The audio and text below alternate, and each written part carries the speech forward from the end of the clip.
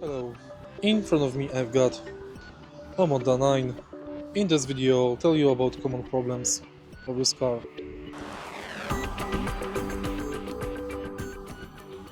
The model is very new, so long-term problem data is limited. Concerns mainly stem from other OMODA cherry models, where owners report software glitches, minor build quality issues, and some dealer network teething problems.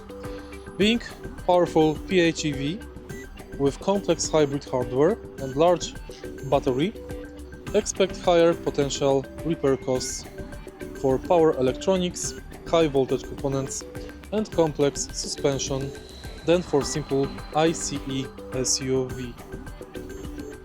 If you find this video helpful, please leave like, comment and subscribe.